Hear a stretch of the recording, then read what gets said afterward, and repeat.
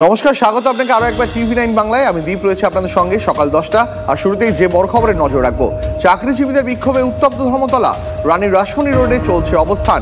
Y চ্যানেলে ধর্ণা চালিয়ে যেতে অনর 2016 এসএলএসটি শিক্ষক শিক্ষিকারা। 2016 প্যানেল বাতিলের নির্দেশ হাইকোর্টের, আর সেই নির্দেশের ওপর স্থগিতাদেশ দিয়েছে সুপ্রিম কোর্ট। 7ই জানুয়ারি শীর্ষ আদালতে ফের শুনানি রয়েছে। ওই দিন পর্যন্ত অবস্থান চালিয়ে যেতে চান শিক্ষক শিক্ষিকারা। সেই অনুমতি চেয়ে আজ শনিবার লালবাজারে যাবে শিক্ষকদের একটি প্রতিনিধি দল। আরো বিস্তারিত জানতে সরাসরি চলে যাব, কথা বলবো আমাদের সহকর্মী সুপ্রিয় রয়েছেন একদম ঘটনাস্থল থেকে। সুপ্রিয়, এই মুহূর্তে যারা ধর্ণায় বসে রয়েছেন, যারা অবস্থান বিক্ষোভ করছেন, তাদের কি বক্তব্য, তারা আজকে কি কি কর্মসূচি নিচ্ছেন?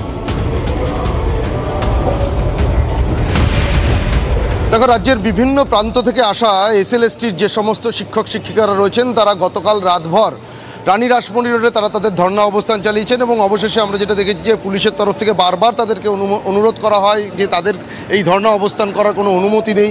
এবং শহরের একেবারে প্রাণকেন্দ্র এই ধর্ণা অবস্থানের জেরে অচল অবস্থার পরিস্থিতি তৈরি হচ্ছে। এবং পুলিশের এই বারংবার অনুরোধের পরে ইতিমধ্যেই কিন্তু আমরা যেটা দেখতে পাচ্ছি যে গতকাল রাতেই এই যে যারা আন্দোলনকারীরা রয়েছেন, বিশেষ করে এসএলএসটি যারা শিক্ষক শিক্ষিকারা রয়েছেন, তারা রানী রাসমণি রোড থেকে সরে এই মুহূর্তে আমরা যে জায়গায় রয়েছি, এটা হচ্ছে ওয়াই চ্যানেল, এখানেই কিন্তু তারা তাদের ধর্ণা অবস্থান চালিয়ে যাচ্ছেন। অর্থাৎ রাতভর যে ধর্ণা অবস্থান, সেই ধর্ণা অবস্থান এখনও চলছে।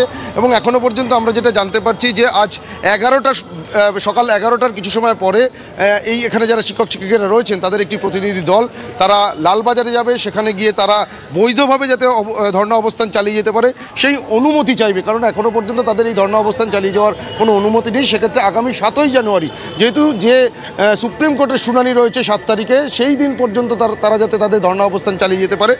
একটু কথা বলি, আজকে আপনাদের কি কর্মসূচি রয়েছে? গতকাল রাতভর আপনারা ধর্ণা অবস্থান চালাচ্ছেন, ওয়াই চ্যানেল এই মুহূর্তে রয়েছেন, রানী রাসমণি রোডে ছিলেন। আজ কি কর্মসূচি রয়েছে? গতকাল আপনারা দেখতেই পাচ্ছেন, সারা রাত আমাদের যোগ্য শিক্ষক শিক্ষিকা বৃন্দ এই খোলা আকাশের নিচে আমরা এখানে কাটিয়েছি। আজকে আমরা পুলিশের কাছে যথারীতি সকালে আমরা মেল করেছি, যে আবেদন জানিয়েছি যে আমরা সুপ্রিম কোর্টের 7 তারিখ হিয়ারিং না হওয়া পর্যন্ত আমরা এই অবস্থান বিক্ষোভ চালিয়ে যাব। যথারীতি আমাদের লালবাজার আজকে যাওয়া হবে এবং সেখানে পুলিশের সাথে কথা বলতে যাওয়া হবে, তারা আমাদেরকে ইনফর্ম করেছে। আপনারা যে মেল পাঠিয়েছেন, সেই মেলের কি কোনো উত্তর এখনো এসেছে? হ্যাঁ, ওনারা এসেছেন, আমাদের সাথে কথা বলতে এসেছিলেন এবং যথারীতি বলেছেন আপনারা 5 জন প্রতিনিধি চলুন, আমরা কথা বলবো।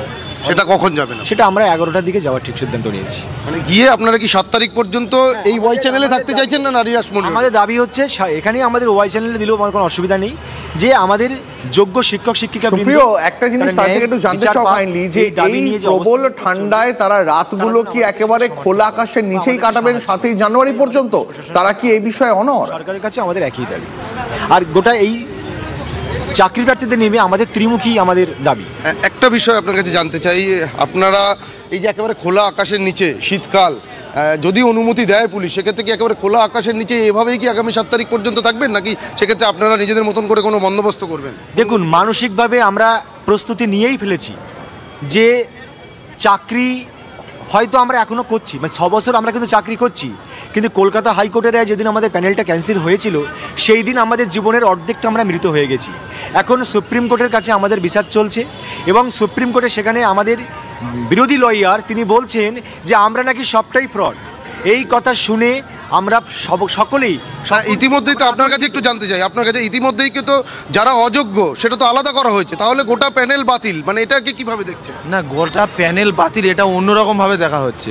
অ্যাকচুয়ালি যদি হিসাব করা হয়, তাহলে আমাদের যদি ক্লাসিফিকেশান করতে হয়, ক্লাসিফিকেশান করলে মাস্টার একটা আলাদা প্যানেল, আর গ্রুপ সি গ্রুপ ডি একটা আলাদা প্যানেল। ওটা হচ্ছে নন টিচিং স্টাফ, ওরা আমাদের সঙ্গে নেই। এখানে হাইকোর্টে এদেরকে মিলিয়ে মিশিয়ে একটা একাকার করে যাচ্ছে তাই করে দেওয়া হয়েছে। এখানকার যত কিছু মানে সুপ্রিয় বোঝাই যাচ্ছে যে পুলিশি অনুমতি পাক বা না পাক, তারা একটা বিষয় অনড়, যে তারা তাদের দাবি দাওয়া আদায় করে নেওয়ার জন্য একেবারে দাঁত কামড়ে এভাবেই অবস্থানটা চালিয়ে যাবেন, অন্তত এমনটাই তারা দাবি করছেন। আপাতত তোমাকে অনেক ধন্যবাদ সুপ্রিয়।